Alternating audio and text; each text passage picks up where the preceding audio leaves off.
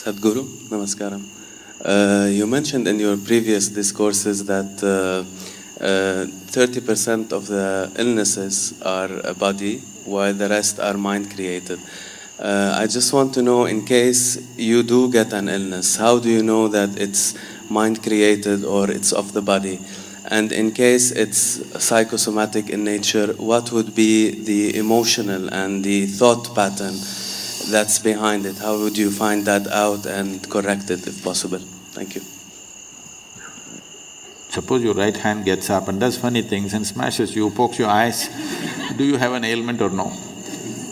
Yes, isn't it? For sure you have. That's exactly what your mind is doing, isn't it? It gets up, pops around, hurts you, pokes you, makes you cry, makes you suffer. Do you have an ailment or no? If your hand started poking at you, hitting you, beating you up, definitely you are sick, isn't it?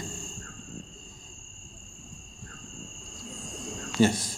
So if your thoughts and emotions are poking you, strangling you, torturing you every day, aren't you sick, I'm asking? By your own definition I'm going. So, because this sickness is on, it will manifest in so many ways in the physical body. There is no question anymore. Every thought, every reverberation on the level of the mind, depending upon the type of reverberation you create, the whole chemistry is going through a change. It's all been measured. Right now you sit here and think about tigers, you have one kind of chemistry, chemical changes happen. You think about flowers, another kind of chemical change happens. All this has been measured. So for every thought, if the whole chemistry is going through thing, if your mind is in this state, you know what kind of soup you're making? You're a lousy soup. Not just lousy, poisonous. If you're soaked in this poisonous soup on a daily basis, how to know well-being? It'll not happen like that. We don't have so much control today in the world as to what we eat, what we drink, what we breathe. All of it is somewhat poisoned. Modern societies have started treating disease, ailment as a natural process, which is a serious mistake. Ancient societies always saw disease as something wrong. That's not how a man should be. A human being should not be in any state of illness, because illness means something fundamentally wrong.